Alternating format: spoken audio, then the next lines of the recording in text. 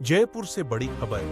Neerja Modi school में चौथी कक्षा की छात्रा अमायरा की आत्महत्या का मामला अब तूल पकड़ता जा रहा है। परिजनों ने स्कूल प्रबंधन पर बच्ची को अपशब्द कहकर और लगातार मानसिक रूप से परेशान कर आत्महत्या के लिए उकसाने का गंभीर आरोप लगाया है। परिजनों ने इस संबंध में कृषि मंत्री किरोड़ीलाल मीणा से मुलाकात की और न्याय की मांग की। अमायरा के मामा साहिल ने बताया कि स्कूल में कुछ बच्चे उसे लगातार चिढ़ाते थे और इसकी शिकायत पहले भी स्कूल प्रशासन से की गई थी, मगर कोई कार्रवाई नहीं हुई। परिजनों का आरोप है कि स्कूल अब सीसीटीवी फुटेज साझा करने से भी कतरा रहा है, जबकि नियमों के अनुसार 30 दिन की रिकॉर्डिंग उपलब्ध होनी चाहिए। कृषि मंत्री किरोड़ीलाल मीणा ने परिजनों को न्याय का भरोसा दिलाते हुए कहा, अगर स्कूल की ओर से सबूत छिपाने की कोशिश हुई है तो सख्त कार्रवाई की जाएगी। वहीं मानसरोवर थाना पुलिस ने जांच का दायरा बढ़ा दिया है। टीम ने स्कूल स्टाफ और कई छात्रों के बयान दर्ज किए हैं। पूरे मामले की निगरानी एडिशनल डीसीपी ललित कुमार शर्मा और एसीपी आदित्य काकड़े कर रहे हैं। शिक्षा मंत्री मदन दिलावर ने घटना को बेहद दुखद बताते हुए कहा कि केंद्र और राज्य दोनों की जांच टीमें स्कूल से रिपोर्ट मांग रही है और अगर किसी अधिकारी को जांच से रोका गया तो स्कूल पर कार्रवाई तय है। इधर संयुक्त पता है अभिभावक जो ये संघ के बोलेंगे आह्वान पर वो मेरे दिल की बात है। बिल्कुल नहीं लगेगी, बिल्कुल नहीं लगेगी। नहीं, क्योंकि मैं मेरी बेटी को जानता हूँ, ऑलराउंडर परफॉर्मर थी। अभी अवार्ड मिला था 3 दिन पहले ऑलराउंडर परफॉर्मर का। इतनी एक्टिव थी हर एक चीज में, सेंसिटिव थी हर एक चीज को लेकर।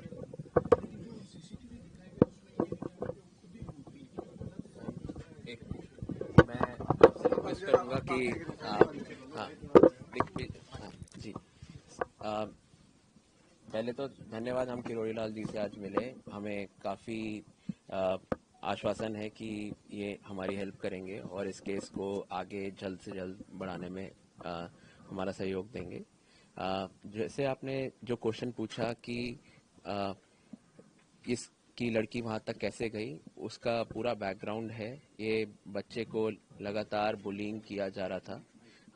उस दिन भी मल्टीपल टाइम्स वो बच्चा टीचर के पास 4 से 5 बारी एक क्लास में टीचर के पास गया और टीचर को कुछ बोला। हमें नहीं पता क्या बोला क्योंकि हम सिर्फ वीडियो में देख पा रहे हैं, हम सुन नहीं पा रहे हैं।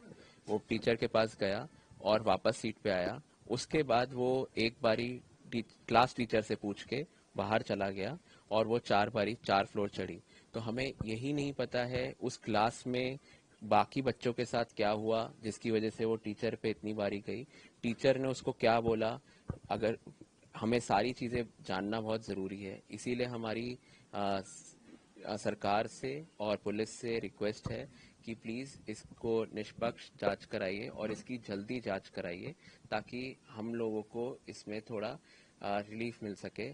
कॉन्स्पिरेसी नजर आ रही है बिहाइंड ऑल दिस, क्योंकि एविडेंस पहले मिटाना, फिर अंदर नहीं जाने देना, आपको लेट इन्फॉर्म करना, और मैनेजमेंट द्वारा मीडिया से बात नहीं करना, उनके सवालों का जवाब नहीं देना, जारी करना। मैनेजमेंट द्वारा मीडिया से ही नहीं, पुलिस से भी नहीं और फैमिली से भी नहीं, अभी तक हमारे पास एक कॉन्डोलेंस मैसेज तक नहीं आया है स्कूल से। हमें लगता है ये बहुत ही सैड बात है, ये गलत है। अगर स्कूल को एटलीस्ट ये करना चाहिए। और जैसे आपने कहा कि स्कूल एविडेंस साइट को साफ कर दिया, 1.5 घंटे तक किसी को स्कूल में नहीं घुसने दिया, इन्फॉर्म किया सबको, मगर किसी को वहां पे आने नहीं दिया, बिफोर फॉरेंसिक टीम आ पाए ये सब वहां पे किया गया। ये सब अगेंस्ट द लॉ है जो स्कूल ने किसी के डायरेक्शन पे किया। उस पे ही पुलिस को जांच करनी चाहिए, ऐसा क्यों किया, किस वजह से किया और जिस वजह से इतना साइट को टैंपर किया गया। हम चाहेंगे इसकी ऊपर से ऊपर जांच हो, जितनी टॉप लेवल जांच हो और जितनी क्विकली इसकी जांच हो ताकि ये निष्पक्ष जांच हो सके और ये जल्दी जांच हो सके। ये स्कूल नीरजा मोदी स्कूल में 5000 बच्चे पढ़ते हैं, इसमें 5000 बच्चों की फ्यूचर में उनकी लाइफ का रिस्क हो सकता है। इसीलिए हम चाहेंगे इस स्कूल में जो बहुत सारे नियम का उल्लंघन हो रहा है, यहाँ पे कैमरे का बैकअप जो सीबीएसई गाइडलाइन है 15+15 दिन की, वो तक अवेलेबल नहीं है। ऑडियो वीडियो बैकअप होना चाहिए, इनके पास सिर्फ वीडियो बैकअप है और वो भी सिर्फ 3 दिन का। 3 दिन के बैकअप से आगे का वो बैकअप ना हमारे साथ ना पुलिस के साथ शेयर कर रहे हैं। ये सब अगेंस्ट द लॉ है, अगेंस्ट द नियम ऑफ सीबीएसई, जिसने सीबीएसई ने जिसको इसको एफिलिएशन दिया है, तो सीबीएसई को इसमें कार्रवाई करनी चाहिए। ये जो स्कूल है ये 6 मंजिल का स्कूल बना हुआ है। कोई सीबीएसई की गाइडलाइन है कि 2 मंजिल से ऊपर के स्कूल में सारी बाउंड्री सील्ड होनी चाहिए, ताकि ना ही कोई कुछ गिर सके, ना ही कोई कुछ फेंक सके किसी के ऊपर से। बट ये स्कूल 6 मंजिल तक है और आपने जैसे देखा वहां से कुछ भी फेंका जा सकता है, कुछ भी गिर सकता है, और वो कोई इतना मुश्किल नहीं है क्लाइंब करना। अगर 9 साल का बच्चा कर सकता है, स्कूल में 18 साल तक के बच्चे होते हैं, तो ये तो सबके लिए अनसेफ है। हाँ, तो हमारी रिक्वेस्ट यही है पुलिस से, सरकार से, सीबीएसई से कि प्लीज चेक करिए कि ये स्कूल में ऐसा क्यों हो पा रहा है। टीचर्स और administration multiple complaints of parents, उसके बाद भी बुलिंग पे एक्ट नहीं किया, और teachers, some of the teachers were insensitive, वो भी बहुत ही गलत बात है। हर बच्चा अलग होता है, हर बच्चे को अच्छा अलग तरह का सहयोग चाहिए होता है, और टीचर की रिस्पॉन्सिबिलिटी है पता करना कि कब ये नॉर्मल कंप्लेंट है और कब ये सीरियस कंप्लेंट है। ये इसीलिए ये केस हम चाहते हैं कि ये 306 में दर्ज होना चाहिए, क्योंकि this is what led to the child doing something like this. और एक्चुअली हमें अभी ये भी नहीं पता कि वो वहां पे कभी पहले भी गई थी या नहीं गई थी। हमें ना पुलिस ने इसके बारे में बताया है, ना स्कूल ने कभी बताया है कि वहां पे क्या वो पहले भी गई थी। तो इसीलिए हम चाहते हैं कि इसकी पूरी तरह से जांच हो। अब हम आज के दिन में 5वें-6ठे दिन पे आ चुके हैं इस केस के, और इतने घंटों बाद भी हमें पता ही नहीं है कि एक्चुअली हुआ क्या है, और इसको कैसे पुलिस सॉल्व करने वाली है, और कितना जल्दी पुलिस इसको सॉल्व करने आपको वाली लगता है। है कि राजनीतिक रसूखात है स्कूल मैनेजमेंट के, जिसके चलते जो कार्रवाई है, जो जांच है, वो प्रभावित हो रही है? हमको ये पता है कि ये जयपुर का बहुत बड़ा स्कूल है। इसके पीछे स्कूल के जो एडमिनिस्ट्रेशन है, राजस्थान के और देश के बड़े बड़े लोग हैं। इनके मल्टीपल स्कूल्स हैं राजस्थान में और देश में। इसीलिए हम चाहते हैं कि इस केस को जल्दी से जल्दी सॉल्व किया जा सके, ताकि इस केस को बिल्कुल भी दबाया ना जा सके। यही हमारा रिक्वेस्ट है। आपका नाम बता दीजिए सर। मेरा नाम साहिल देव है। मैं लड़की का मामा हूँ। लड़की की माँ मेरी सगी बहन है। सबका नाम विजय कुमार है। तो उन्होंने जो पूरी वृत्तांत बताया है अमायरा का, तो काफी संदेह पैदा करता है। जो भी घटनाएं घटित होती थी उनकी जानकारी टीचर को देना और टीचर का रेस्पॉन्ड नहीं करना,